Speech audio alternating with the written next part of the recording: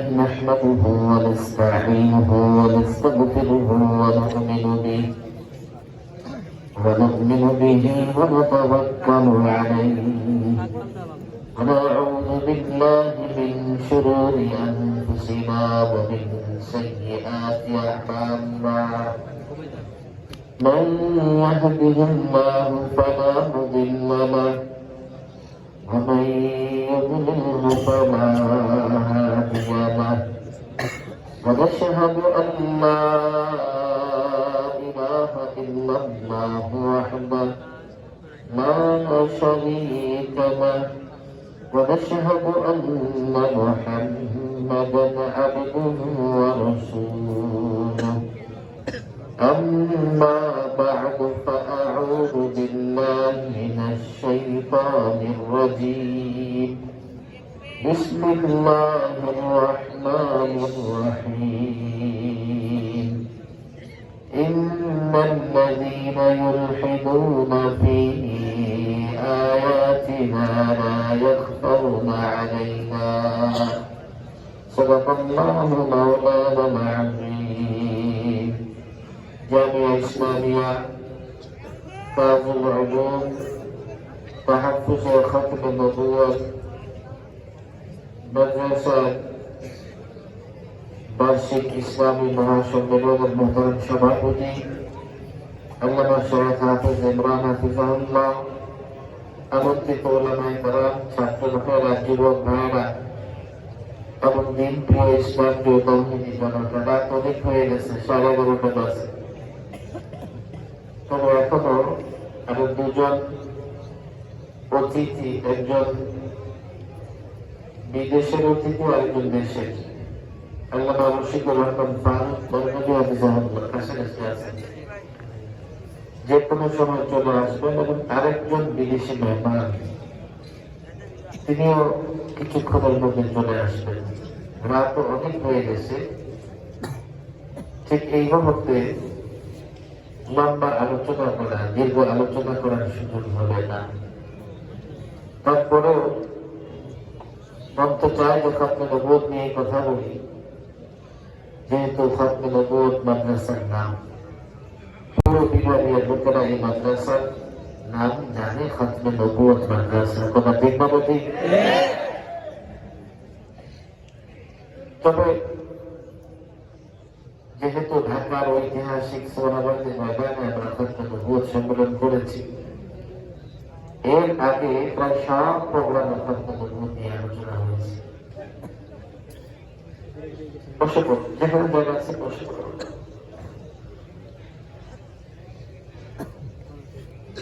আমি নতুন একটা ফিতনা নিয়ে কথা বলতে চাই এবং প্রসঙ্গক্রমে এই ফিতনা নিয়ে আমি যখন কথা বলতেছি, এটাকে হালকা করে দেখা, ছোট করে দেখার কোন সুযোগ নাই। ভয়াবহ ফিতনা। এই ফিতনা হচ্ছে ফিতনায়ে ইলহাদ। যেহেতু মাদ্রাসার ছাত্র বেশি আছে এখানে, আলেম ওলামা আসাতিজা আছেন, অনেকটা তাকরারের মতো করে এই ফিতনা নিয়ে কয়েকটা কথা বলতে চাই। এবং প্রসঙ্গক্রমে কুরআনুল কারীমের সূরা হামিম সুরা 40 নম্বর আয়াতের প্রথমাংশ তেলাওয়াত করেছি। ছাত্রবাদের বলে একটু খেয়াল করে শুনুন, তোমাদের জন্য। এখন আর কোনো আওয়াজ করা যাবে না, আমি লম্বা কথা বলবো, দেখো একদম জায়গায় দাঁড়িয়ে শুনে কথা, যেই যেখানে আছে যে আওয়াজ শুনতে পায় নড়াচড়া করবে। এই আয়াতে আল্লাহ তাবারক ওয়া তাআলা বলেছেন, ইন্নাল লাযীনা ইউলহিদুনা ফী আয়াতিনা, ইন্নাল লাযীনা ইউলহিদুনা ফী আয়াতিনা, যারা আমার আয়াতে ইলহাদ করবে, যারা আমার আয়াতে ইলহাদ করবে। ইলহাদ কি জিনিস? যেহেতু অনেক ছাত্র এখানে আছে, আমি রেফারেন্স দিয়ে দিচ্ছি। জেলখানার ভেতরে এই আয়াত নিয়ে গবেষণা করার সুযোগ হয়েছে আমার জেলখানায় আমি দিনের যে কোনো জরুরি বিষয় নিয়ে দীর্ঘ গবেষণা করলে, ফিকির করলে সামান্য কোথাও একটু নোট করে রাখার চেষ্টা করতাম। সামান্য নোট কেন করেছে? কেননা আমাদের জন্য জেলখানার ভেতরে কাগজ কলম রাখা নিষিদ্ধ ছিল। আমরা কাগজ কলমও রাখতে পারতাম না। ভয় পাইতো, না জানি কখন কাগজ কলমে কিছু লিখে আমরা বাহিরে নেই আর বাইরে আন্দোলন শুরু হয়। সরকার ভীতু হয়ে আমাদেরকে কাগজ কলম পর্যন্ত দিব না। মাঝে মধ্যে রাইটার বা সেবক, যেখানে রাইটার থাকে, সেবক থাকে, তাদের কাছ থেকে কলম নিয়ে একেবারে সঙ্গপরি মাঝে মধ্যে কিছু নোট করে লিখে রাখবার চেষ্টা করতাম। ফিতনায় ইলহাদ এমন এক ফিতনা, যে ফিতনা কুফর এবং শিরিকের মতোই, বরং তার চেয়ে মারাত্মক ফিতনা।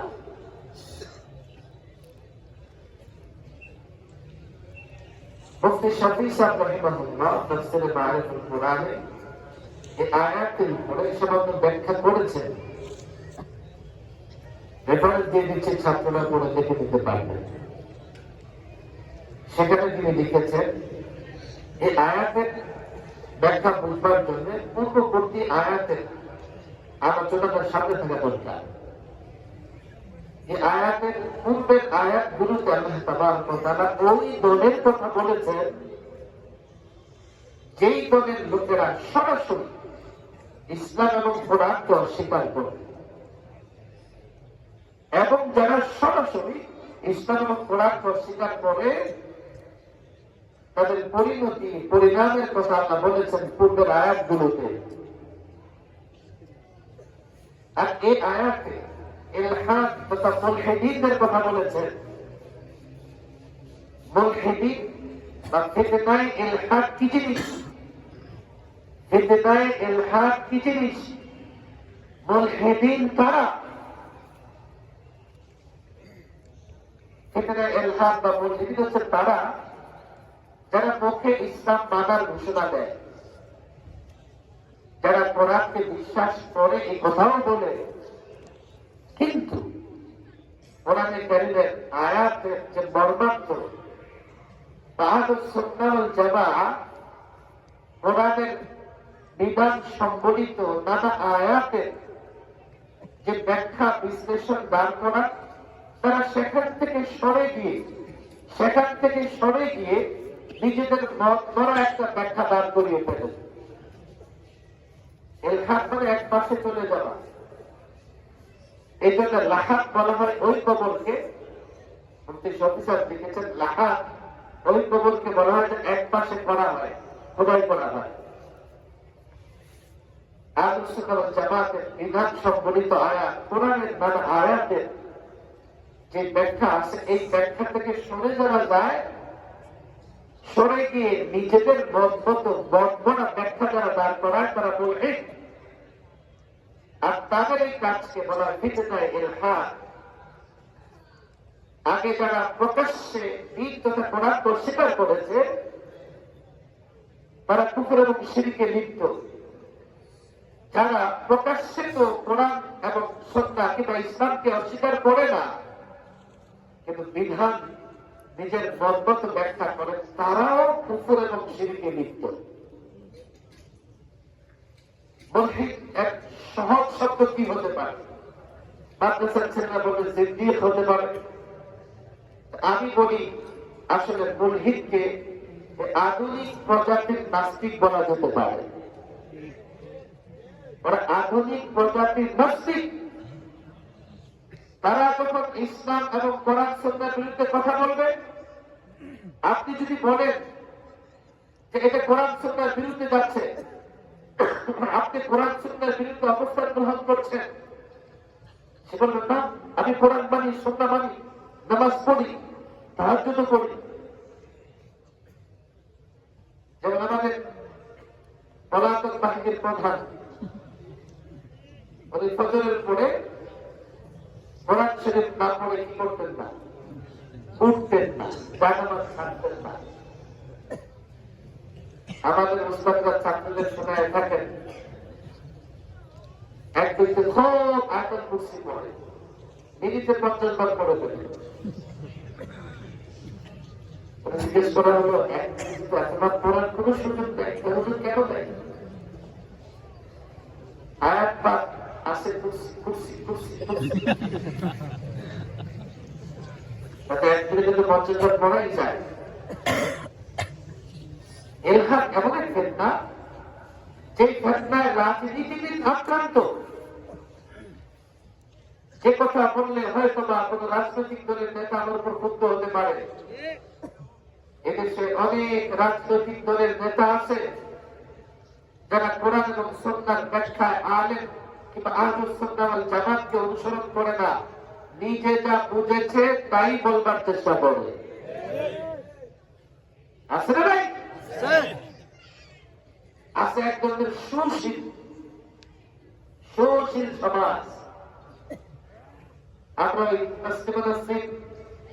আহমদ শরীফ থেকে দেখে আসছি, তাসলিমাও সুশীল ছিল, লেখিকা, নারীবাদী, কোরআন বিকৃত করেছে, কোরআনের অনেক বিধি বিধানের উপর সে প্রশ্ন তুলেছে। অনেক বুদ্ধিজীবী নামের পরজীবীরা যারা থাকে বাংলাদেশে, কিন্তু ওদের মুখে হাত দিয়ে আসে দিল্লি থেকে। যারা বসবাস করে বাংলাদেশে, তাদের মুখে খাবার তুলে দেয় ইউরোপের, জার্মানি এবং ফ্রান্স থেকে। ওদের একজন এখন মাথা চালা দিচ্ছে, তার নাম ফরহাদ বাজার। এই পেশাব শিল্পীরা যা করেছে, আমি মনে করি ওরা মূর্খ, ওদের 14 গোষ্ঠী মূর্খ। লোকেরা বলে বাউল শিল্পী, আমি দেখি লোকাল করে ওরা পেশাব শিল্পী। ইস্তানজিহু মিনাল বাউল, রাসূলুল্লাহ বলেছেন ইস্তানজিহু মিনাল বাউল থেকে পবিত্রতা অর্জন করো, পেশাব থেকে পবিত্রতা অর্জন করো। আমি এক বক্তৃতায় বলার পরে ওরা আমার বক্তৃতার জবাব দিচ্ছে, ঠিক আছে বাউল থেকেও বাউল হয়, তো বাউল থেকেও নাকি বাউল হয়। আমরা মনে করি বাতুল থেকে বাউল, যেটা হয় ওকে আমরা দিচ্ছি। মজার ব্যাপার হলো, শেখ মুজিবের গ্রেফতার হয়েছে, তার নাম আবুল।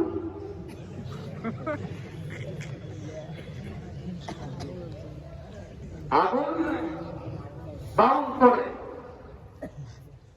নাম যেমন নামও তেমন।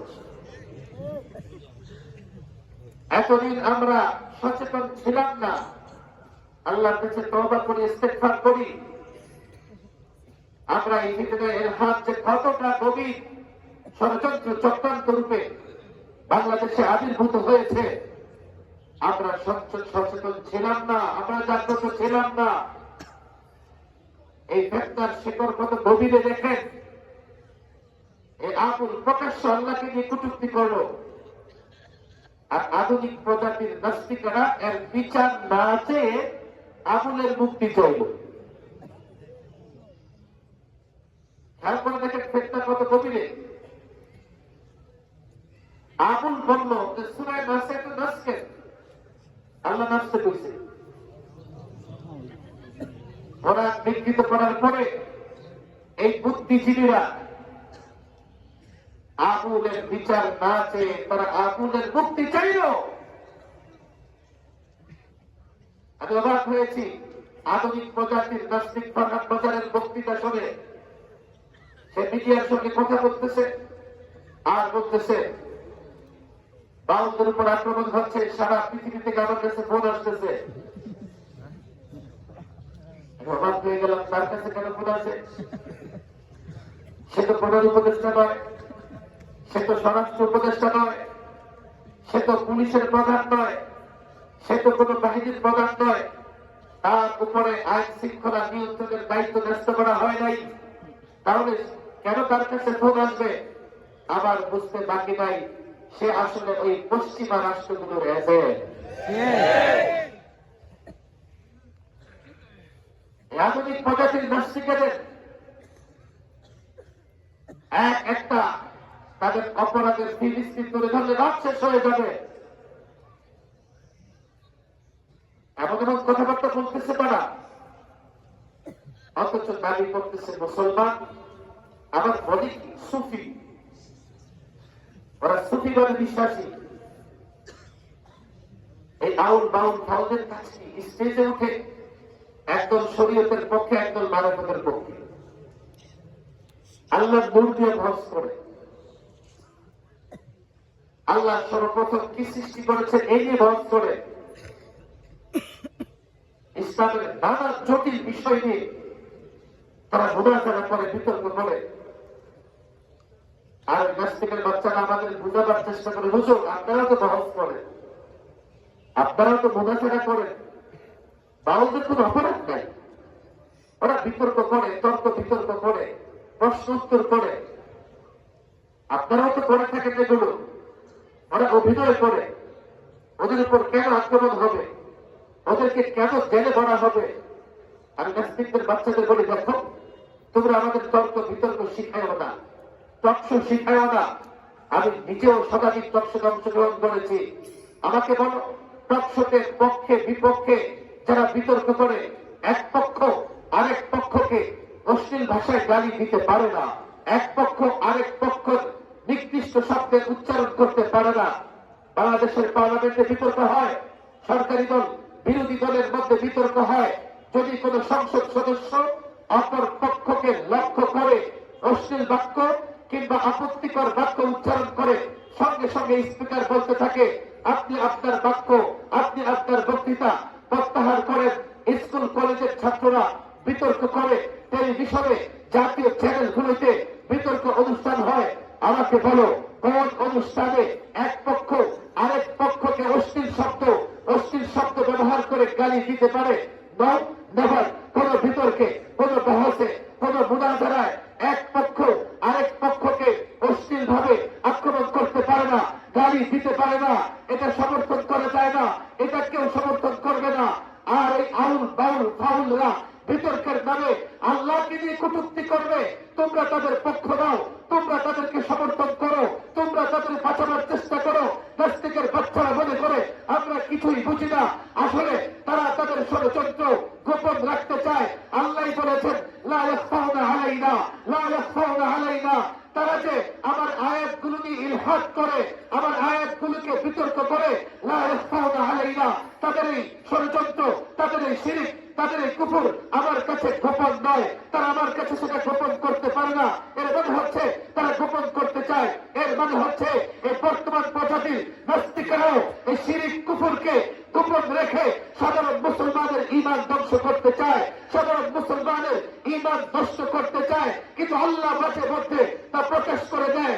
এবার যেমন আউল বাউল ফাউল পেশাবখোরদের মুখোশ আল্লাহ উন্মোচন করে দিয়েছে, আল্লাহ বলে দিয়েছে, যখন আমাদের সামনে পরিষ্কার হয়ে গেছে ওরা ধর্মের বড়কে, ইসলামের বড়কে বিতর্ক করে মানুষের ঈমান নষ্ট করতে চায়, তখন আমরা পরিষ্কার ঘোষণা করে দিচ্ছি, আজ থেকে 56,000 বর্গ মাইল বাংলার জমিনে কোথাও ঈমান ধ্বংস করবার জন্য আউল বাউল ফাউলরা আর কোন প্রোগ্রাম করতে পারবে না।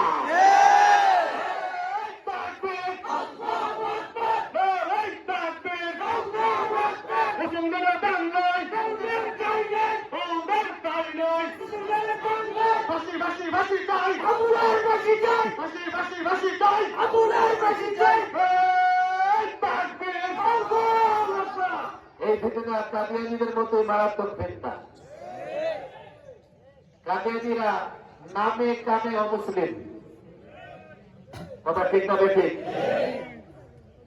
নামে অমুসলিম কেমন হয়? তোরা যদি মুসলিম হস তো তোদের নাম আহমদিয়া মুসলিম জামাত কেন? কথা ঠিক না বেঠিক? তোরা যদি মুসলিম হয়ে থাকো তোদের মসজিদে সাধারণ মুসলমান যেতে পারে না কেন?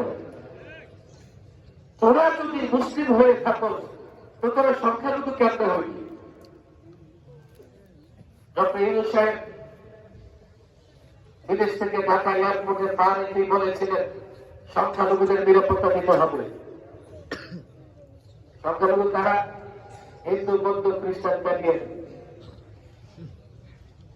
ঢাকার শহরের সামনে কোথায় বলেছিলাম, আপনি তো বলেছেন ওরা সংখ্যালঘু, এর মানে ওরা সংখ্যাগরিষ্ঠ জনগণের অন্তর্ভুক্ত নয়।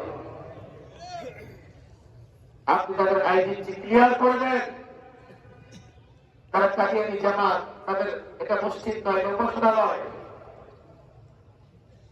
আজিব ব্যাপার, সেই এদেশে মুসলমানদের ইমান ধ্বংসের চক্রান্ত করে তাদের সহযোগিতার জন্য নাস্তিকরা দাঁড়ায় যায়। এটাই বলি, এর শেকড় কত গভীরে তোমরা জানো না। এদেশে বসে ষড়যন্ত্র করে আর তাদের পক্ষে হাত দিয়ে রাখে পশ্চিমা রাষ্ট্রগুলো। কুকুর যেমনি ভাবে হাত দিয়ে পেলে মনিবের অনুগত হয়ে যায়, এদেশের নতুন প্রজাতির নাস্তিকেরা পশ্চিমা হাত দিয়ে মুখে পেলে তারা তাদের অনুগত হয়ে এদেশের মুসলমানদের ইমান ধ্বংসের ষড়যন্ত্র করে। এই ফিতনা একটা তো রাজনীতিবিদ, আমি তো ক্লিয়ার বলি, পরিষ্কার বলি। দেখো, 5ই আগস্টের পরে, জুলাই আগস্টের অভ্যুত্থানের পরে নতুন করে বাংলাদেশের ইতিহাস লিখতে হবে। জুলাই আগস্টে এই প্রজন্ম দেখিয়ে দিয়েছে তারা অন্যায়ের কাছে মাথা নত করে না। আমি তো বলি, এই জেনজি, এই প্রজন্ম এতটাই সাহসী, 16 বছরে আমরা তা করতে পারি নাই, ওরা 16 দিনে করে দেখিয়েছে। এখান থেকে নতুন করে বাংলাদেশের ইতিহাস লিখতে হবে। এমন এক প্রজন্ম তৈরি হয়েছে যারা অন্যায়ের কাছে মাথা নত করবে না। এমন এক প্রজন্ম তৈরি হয়ে গেছে। এই জন্য পরিষ্কার বার্তা দিয়ে দেয় আমি, এখন আর জঙ্গিবাদ, উগ্রবাদ, সাম্প্রদায়িক বলে ইসলামপন্থীদের দাবায় রাখবা, এই শব্দ দেখা ভুলে যাও, এই শব্দ দেখা ভুলে যাও, এই শব্দ দেখা ভুলে যাও। আমরা যখনই ইসলামের পক্ষে আওয়াজ তুলি, আমরা জঙ্গি, সন্ত্রাসী, উগ্রবাদী হয়ে যাই। আর তারা যখন ইসলামের বিরুদ্ধে ষড়যন্ত্র করে তারা তাদের বাক স্বাধীনতা ফিরে পেয়ে যায়। আল্লাহর কসম করে বলি, ইসলামের বিরোধিতা করা কখনো বাক স্বাধীনতা হতে পারে না। এই প্রজন্মের মাদ্রাসার ছাত্রদের আমি বলি, দেখো, এক একটা ফেতনার জেনে মোকাবেলা করতে হবে। আবেগের জায়গা থেকে মোকাবেলা করে এই গভীর ফেতনা দূর করতে পারবা না। আমাদের রাজনীতিবিদদের মধ্যে এমন অনেক আছে, এমপি মন্ত্রী হয়ে গেলে সে মনে করে ইসলাম সে বুঝে গেছে, ইসলামের একটা নিজের মতো করে ব্যাখ্যা দিতে থাকে। আবার বলে কি, দেখেন না ইসলামের একটা সুযোগ আছে কিনা। পরিষ্কার বলে, শোনো, ইসলামের কোনটা সুযোগ আছে না আছে আমরা জানে। এই ষড়যন্ত্র, চক্রান্ত, সুশীল সমাজ, বুদ্ধিজীবীদের মধ্যে যতটা কাজ করতেছে, আমাদের রাজনীতিবিদদের মাথায় তার থেকে বেশি কাজ করতেছে, যেটা আমাদের জন্য আগামী বাংলাদেশে বড় ধরনের চ্যালেঞ্জ হতে পারে। কেন যারা ক্ষমতায় থাকবে তারা দ্বীন ইসলামকে একভাবে ব্যাখ্যা করার চেষ্টা করবে, তাদের বুদ্ধিজীবীরা একভাবে দ্বীন ইসলামকে ব্যাখ্যা করার চেষ্টা করবে। তাদের কেউ বলবে যে আমরা শুনিয়ে বিশ্বাস করি না, আবার তাদের কেউ ফজল বাংলা হয়ে যা খুশি তা বলবে। আবার যদি কেউ ঘাড় ধরে তো আদালতে গিয়ে নিঃশর্ত ক্ষমা চাইবে। আবার কাউকে দেখা যায় নিজের মতো করে ইসলামের ব্যাখ্যা করে ইসলামী সংগঠনের নাম দিয়া মন্দিরে গিয়ে মূর্তি পূজার শুভেচ্ছা জানায়। কাউকে দেখা যায় এমন এমন শব্দ ব্যবহার করে ঈসা, মুসা, মুহাম্মদ, যিশু সব এক করে ফেলে। কেউ বা এমন দেখা যায় তার মতে সব ধরনের আচার অনুষ্ঠানই ভালো। এক একটা ইসলামের বিকৃতি, কোরআনের বিকৃতি। রাজনীতিবিদদের যারা এই ফেতনা হবে, এই ফেতনা মোকাবেলায় আমাদেরকে সঠিক পথে অগ্রসর হতে হবে। আমি তো পরিষ্কার বলে যাই, বিবারিয়া হকনবুত মাদ্রাসায় 16 বছর টর্চার হয়েছে সত্য কথা বলার কারণে। হতে পারে আগামীতে আমাদের উপর টর্চার হবে যদি আমরা সত্য উচ্চারণ করি, কিন্তু অতীতের মতো তাদেরকে আর সুযোগ দেওয়া যাবে না। আমি সত্য উচ্চারণ করব, আমাকে জেলে ধরবে। আমি সত্য উচ্চারণ করব, আমাকে মামলা দিবে। আমি সত্য উচ্চারণ করব, আমাকে রিমান্ডে রাখবে। এই সুযোগ আর জুলাই আগস্টের বিপ্লবের পরে কোন রাজনৈতিক শক্তিকে দেওয়া যাবে না। সত্য উচ্চারণ করব, যারা সত্যের মোকাবেলায় দাঁড়িয়ে যাবে, আল্লাহর কসম 5ই আগস্ট ফ্যাসিবাদের যেভাবে পতন হয়েছে, ভবিষ্যতে কোন ফ্যাসিবাদী শক্তি যদি মাথা চাড়া দেয়, সেভাবে তাদের পতন ঘটাতে হবে। আমরা কারো কাছে ইমান বিক্রি করে নেই নাই।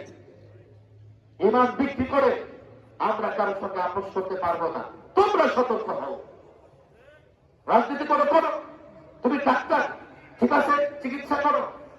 তুমি ইঞ্জিনিয়ার, ঠিক আছে, বাড়িঘর বানাও। তুমি ওকিল, ব্যারিস্টার, আদালতে মামলা মোকদ্দমা লড়াই করো, যাও। কিন্তু ইসলামের কোন ব্যাখ্যা যদি দিতে হয়, আলেম থেকে দিতে হবে।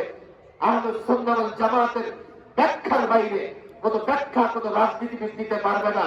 সে যত বড় চেয়ার বসুক না কেন, যত বড় ক্ষমতার অধিকারী হোক না কেন, কোরআন সুন্নাহর বিকৃতি, কোরআন সুন্নাহর বিকৃতি করার অধিকার তাকে দেওয়া যাবে না। সামনের সময় আরো কঠিন আসতে পারে। আগে বলা হবে ছাত্রদের বলে দেয়, দেখো আরো কঠিন সময় আসতে পারে। কিন্তু তাই হ্যাঁ, এই সিন্ধিক আর নাস্তিকতার ফিতনা যে কোনো রাজনৈতিক দলের নেতার উপরে চেপে বসতে পারে। কেননা হয়তো সে বিদেশি কোন শক্তির কিয়ামত হবে, আর না হলে দেখা যাবে বদ্ধ মূর্খ হয়ে ইসলামের ব্যাখ্যা দেওয়ার চেষ্টা করবে। দুই কারণে হতে পারে। আউল বাউল ফাউলদের মতো বদ্ধ মূর্খ হবে, তাহলে সে পশ্চিমাদের এজেন্ট হয়ে এদেশের সরল বোনা মুসলমানদের ইমান ধ্বংস করার চক্রান্ত করবে। তাদের পরিষ্কার বলে দিই, দেখো তুমি ডাক্তার, ভালো, আমার প্রয়োজনে তোমার কাছে যেতে আমার লজ্জা হয় না। তুমি ইঞ্জিনিয়ার, বাড়ি বানাবো, আমি তোমার কাছে যেতে লজ্জা বোধ করি না। রাজনীতির দরকার আছে, রাষ্ট্রের জন্য তুমি কাজ করো। কিন্তু মনে রেখো, ইসলাম যদি তোমার প্রয়োজন হয়, কোরআন সুন্নাহ যদি প্রয়োজন হয়, আলেমের কাছে যাইতে তোমার লজ্জা হয় কেন? কেন লজ্জা হয়? পরিষ্কারের রাজনীতি বলে দিবেন। এতটা চাটুকার হবেন না, এতটা চাপচারি করবেন না যে কোনো রাজনৈতিক দলের নেতা মনে করবে আলেম চাটুকারি করতেছে, চামচারি করতেছে, সে ইসলামের পণ্ডিত হয়ে গেছে। তার অজ্ঞতা, তার মূর্খতা তার চোখে আঙ্গুল দিয়ে দেখাই দিবেন।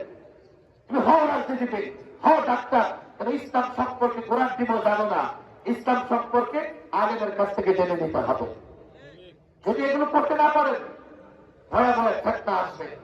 অনুর্বর মস্তিষ্কের রাজনীতিবিদরা, অনুর্বর মস্তিষ্কের সুশীল বুদ্ধিজীবীরা তার মন করা ব্যাখ্যা আলেমদের উপর চাপাই দেবার চেষ্টা করবে। ব্রাহ্মণবাড়িয়ার মাটি উর্বর মাটি। এই ব্রাহ্মণবাড়িয়ার জামি ইউনিসিয়া থেকে 3 হুজুর, মাওলানা শামসুল হক ফরিদপুরি, মাওলানা আব্দুল ওয়াহাব মির্জা হুজুর, মাওলানা মোহাম্মদুল্লাহ হাফিজ হুজুর এই বিবারিয়া থেকে তাদের কর্মজীবন শুরু করেছিলেন। আজকে তোমরা তাদের জীবনী পড়ো। মাওলানা শামসুল হক ফরিদপুরি রাহিমাহুল্লাহ এই বাদশা আইয়ুব খানের সামনে দাঁড়িয়ে সত্য উচ্চারণ করেছেন, সত্য উচ্চারণ করেছেন। মির্জা হুজুর রাহিমাহুল্লাহ, হাফিজ হুজুর রাহিমাহুল্লাহ ঢাকা থেকে মূর্তি সরায়া, মূর্তির নাপাকি আবর্জনা সরায়া ঢাকাকে মসজিদের নগরী বানিয়েছে। তোমরা ইতিহাস জানো না, সেই 3 বুজুর্গের কর্মজীবন শুরু হয়েছে জামি ইউনিসের বিবারিয়া থেকে। আজকে এমন একটা সময় চলে আসছে, যে কোনো ফেতনা মোকাবেলার জন্য আমাদেরকে বড় সচেতনভাবে অগ্রসর হতে হবে। যে কোনো ফেতনা মোকাবেলার জন্য গঠনমূলক কাজ করতে হবে। বিবিআরের মাটি যেমন উর্বর এবং আবেগও বেশি। আমি ছাত্রদের জীবনের প্রায় একটা মিছিল করে আবেগ শেষ, অথচ তারা ফাঁকতাম ফেতনা করতেছে। ওরা ইউরো আর ডলারকে 24 ঘন্টা তোমার বিরুদ্ধে ষড়যন্ত্র করতেছে। এক একটা ফিতনা আমাদের আকাবের আশরাফরা, এই বিবারিয়ার সূর্য সন্তান মুফতি আমিন রাহিমাহুল্লাহ শেষ পর্যন্ত গৃহবন্দী থাকা অবস্থায় শাহাদাত বরণ করেছেন। সত্য উচ্চারণ করতে দ্বিধা করেন নাই, বাতিলের সঙ্গে আপোষ করেন নাই। এই পর্যন্ত মাদ্রাসার ছাত্রদের অন্তত বিবাহী আর আকামী রাস্তার যারা, তাদেরও যদি আমরা সঠিকভাবে অনুসরণ করি, ইনশাআল্লাহ আমরা একটা পর্যায়ে এখন তো দেশ অনেক উর্বর, এতটাই উর্বর দেশের, আমি তো মনে করি ম্যাক্সিমাম সাধারণ মানুষ এখন তারা চায় আলেমরা যাতে রাষ্ট্র পরিচালনা করে। আফসোস হলো তারা চাইলেই আলেমরা রাষ্ট্র পরিচালনা যেতে পারবে না। কেন পারবে না জানো? কৃষি শক্তি আর কালো টাকা যাদের হাতে, ওরা যাকে চাবে সে রাষ্ট্র চালাবে। বেশি শক্তি কালো টাকা তার হাতে। আমার শব্দগুলো শুনতে খারাপ লাগতে পারে, সব মানুষ, ভালো মানুষ, ভদ্র মানুষ সুযোগ পাবে না। সংখ্যায় তোমরা যতই বেশি হও না কেন, বেশি শক্তির কালো টাকার কাছে আজকে শব্দ ধরাশায়ী হয়ে গেছে। এই জন্য আমি ছাত্রদের বলি, দেখো শুধু আবেগ দিয়ে নয়, তোমরা সামাজিক শক্তি নিয়ন্ত্রণে আনো। প্রত্যেক মসজিদ ভিত্তিক সমাজ ব্যবস্থা তৈরি করো। প্রত্যেক সমাজের নেতৃত্বের জায়গায় তুমি আসো, স্বচ্ছ চিন্তার লোক নিয়ে আসো, এবং প্রত্যেক যুবকদেরকে ইসলামের চেতনায় উজ্জীবিত করো। এইভাবে যদি পাড়া মহল্লায় ক্ষুদ্র নেতৃত্ব তৈরি হতে পারে, এইভাবে যদি পাড়া মহল্লায় ইসলামী সামাজিক শক্তি জন্ম দিতে পারে, তখনই তুমি চূড়ান্তভাবে বিজয়ী হতে পারবে। কোথাও এক জায়গায় জমা হয়ে একটা মিছিল মিটিং করে ফেললাম, এতে করে বেশি শক্তি কারো টাকার মোকাবেলা তুমি করতে পারবে না। যদি মনে করো সামাজিক বিপ্লব পর্যায়ক্রমে রাষ্ট্রীয় বিপ্লব কায়েম করবে, তোমাকে ক্ষুদ্র নেতৃত্ব তৈরি করতে হবে। এক একটা মহল্লা, এক একটা মসজিদ, এক একটা এলাকায় স্বচ্ছ চিন্তা, সুন্দর চিন্তার যুবকদের হাতে দায়িত্ব দিতে হবে। সামাজিক শক্তি যখন তোমার নিয়ন্ত্রণে আসবে, তখন কালো টাকা আর বেশি শক্তি ব্যবহার করে কোন মুনাফিক তোমার বিরুদ্ধে বিজয়ী হতে পারবে না। আমি ফিতনায়ে ইলহাদের কথা বলতেছিলাম, আমার পরে আলোচনা করবেন। এটা একটা ফিতনা, আমার মনে রাখতে হবে আমাদের। ফিতনায়ে ইলহাদ, আমারও বলি, যারা মুখে কোরআন সুন্নাহকে বিশ্বাস করে, কিন্তু কোরআন সুন্নাহর বিধানগুলো যে সমস্ত আয়াত বা যেখান থেকে প্রমাণিত, সেটা আহলুস সুন্নাহ ওয়াল জামাতের সমাজ এবং চিন্তা অনুযায়ী গ্রহণ করে না, তারা নিজেদের মতো করে সেটা গ্রহণ করবার চেষ্টা করে। আল্লাহ তাবারক ওয়া তাআলা আমাদেরকে ফিতনায়ে ইলহাদ থেকে হেফাজত করুন। এক্সাম্পল দিলে তো অনেক দেওয়া যায়।